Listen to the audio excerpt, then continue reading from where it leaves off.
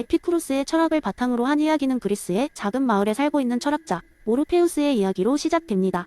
그는 쾌락을 인생의 목표로 두었지만 에피쿠로스의 가르침에 따라 깊고 지속적인 행복을 추구했습니다. 오르페우스는 마을 광장에서 사람들에게 자신의 이론을 설명하기 위해 재미있는 이야기를 들려주었습니다. 모든 마을 사람들이 모여든 광장에서 오르페우스는 외쳤습니다. 여러분, 우리가 살아가며 진정한 쾌락과 행복을 얻기 위해선 지혜로운 선택이 필요합니다. 그러자 군중 중 한 젊은이가 물었습니다. 오르페우스 선님, 언제나 맞는 선택을 하는 건 너무 어려운 것 아닌가요? 우리는 그냥 우리가 좋아하는 대로 재미있게 살면 되는 것 아닌가요? 오르페우스는 웃으며 대답했습니다.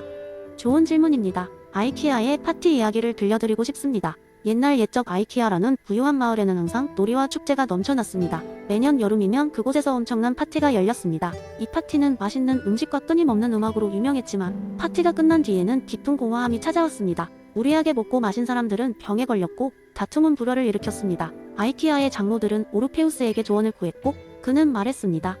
즉각적이고 감각적인 만족보다는 장기적으로 여러분의 삶을 풍요롭게 할 수 있는 쾌락을 찾아야 합니다. 장로들은 고민 끝에 다음 해부터 파티의 형식을 바꾸기로 했습니다.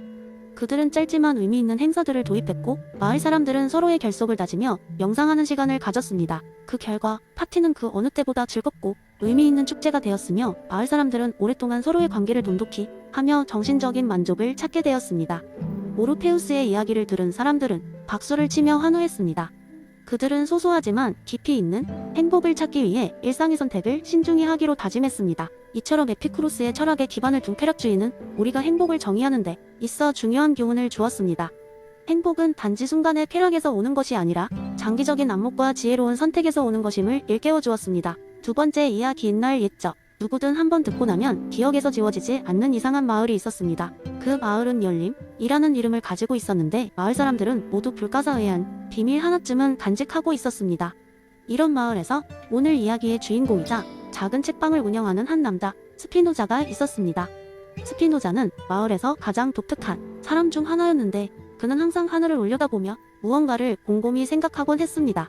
책에 파묻혀 사는 그에게는 마을 사람 누구도 그의 진정한 생각을 제대로 이해할 수 없었습니다. 스피노자, 오늘은 날씨가 좋아. 산책 나가지 않을래? 여행사만큼 요령을 부리는 친구 마리오가 물었습니다. 스피노자는 천천히 고개를 저으며 말했다. 아니, 마리오, 나는 오늘도 범실론을 생각하고 싶어. 하지만 그는 범실론에만 대한 생각이 아니라 마을 사람들에게 이 신비로운 철학을 어떻게 하면 더 잘 전할 수 있을지 고민에 빠져 있었습니다. 그러던 어느 날 그에게 묘한 생각이 떠올랐습니다. 그가 평소에 애착을 가지고 있는 방법 이야기를 통해 범실론을 설명해보자는 것이었습니다. 그는 마을 광장에 커다란 텐트를 세웠습니다. 마을 사람들은 그의 행동에 큰 관심을 보이며 텐트 근처로 모여들었습니다. 여러분, 오늘 나는 특별한 이야기를 해드리고 싶습니다. 스피노자는 그렇게 이야기 실타래를 풀기 시작했습니다. 옛날 옛적 아주 큰 나무 한 그루가 있었습니다. 이 나무는 하늘 높은 곳까지 뻗어 있었고 뿌리는 대지를 깊숙이 품고 있었습니다. 이 나무는 특별한 힘을 가진 나무였죠. 이 나무의 모든 부분은 바로 신이었으니까요. 사람들은 하나같이 고개를 갸우뚱했습니다. 모든 부분이 신이라니요? 그 나무의 잎사귀의 한 장, 껍질 한 조각도요? 스피노자는 고개를 끄덕였습니다. 맞습니다, 친구들. 이 나무는 잎사귀부터 나무 전체까지 모두가 신의 일부였어요. 그 때문에 나무의 뻗은 가지들은 새들의 보금자리가 되었고 그늘은 여행자들의 휴식터가 되었죠. 어느새 모여든 사람들은 그 이야기에 빠져들었습니다.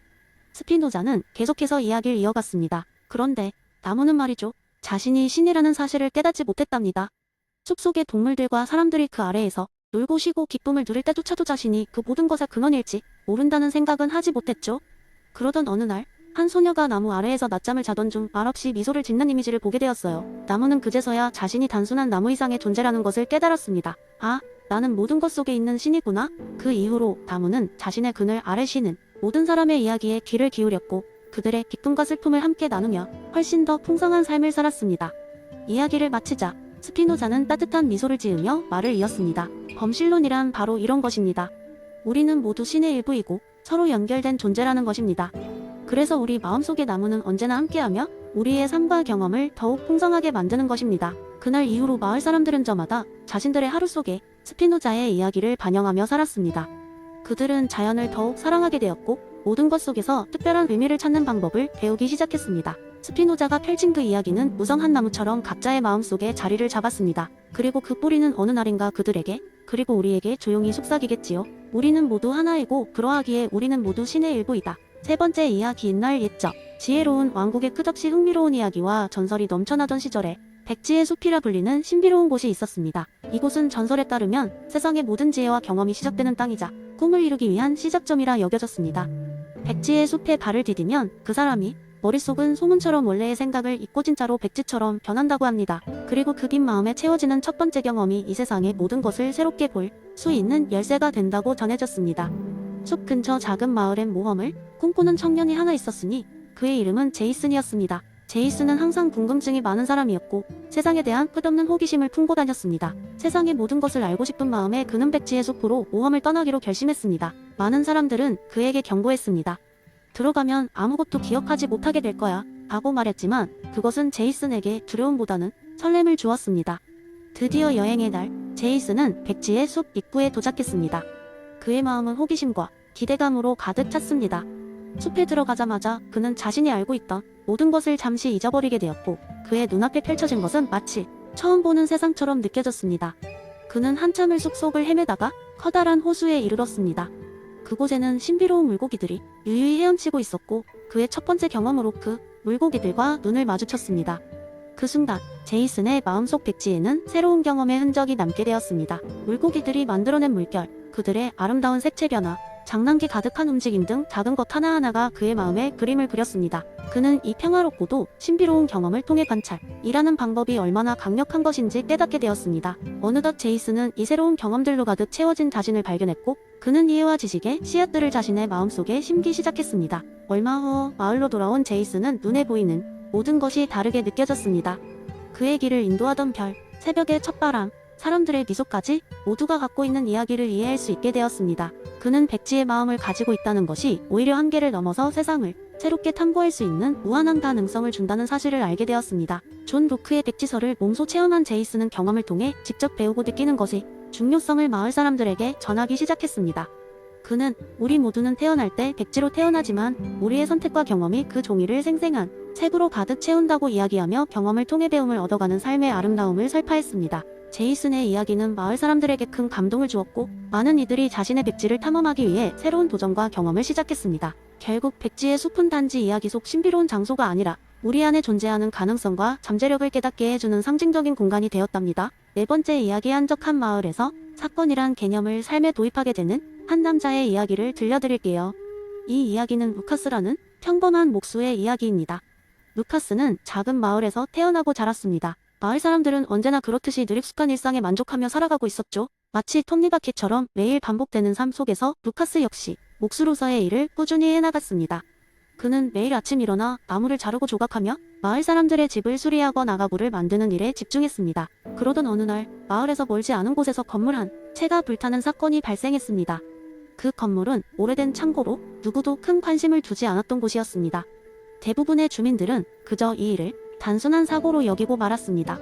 하지만 루카스는 달랐습니다. 그는 불타는 창고의 모습을 보며 알랭 바디우이 사건, 개념에 대해 들었던 적이 있었던 것을 떠올렸습니다. 그 창고의 불은 그에게 어떤 특별한 메시지를 전하는 것처럼 느껴졌죠? 그날 밤, 루카스는 자신의 오래된 작업실에서 깊은 생각에 잠겼습니다. 사건이란 단어가 머릿속에서 떠나지 않았습니다. 그는 창고의 불꽃 속에 어떤 비밀이 숨겨져 있는지 분석하려 했습니다. 그 불은 단순한 화재가 아니라 어쩌면 자신의 삶을 변화시킬 수 있는 단초일지도 모른다는 생각에 사로잡혔습니다. 그날 이후로 루카스는 자신의 작업 방식과 삶의 방식을 재고하기 시작했습니다. 문득 자신이 평생 목수로서의 경계 안에만 머물러 있었다는 사실을 깨달았습니다. 그는 나무를 자르고 가구를 만드는 일이 더 이상 과거와 같은 의미가 없다는 것을 느꼈습니다. 그는 마을을 넘어 더 넓은 세계를 탐험하고 자신의 진정한 가능성을 시험해보고 싶다는 열망에 사로잡히게 되었죠. 루카스는 그날 이후로 자신의 작업을 예술의 경지로 승화시키기 시작했습니다. 그는 단순한 가구를 만드는 것이 아니라 각각의 작품 안에 자신의 이야기를 담는 예술가가 되기로 결심했습니다. 또한 그는 다른 예술가들과 소통하며 새로운 진리를 탐구하고 싶은 열망을 키워갔습니다. 마을의 전통적인 틀을 넘어 새로운 사고방식과 삶의 방식을 마을 사람들에게 소개하고 그들에게도 사건의 중요성과 그것이 가져다 줄 수 있는 변화를 알리기 시작했습니다.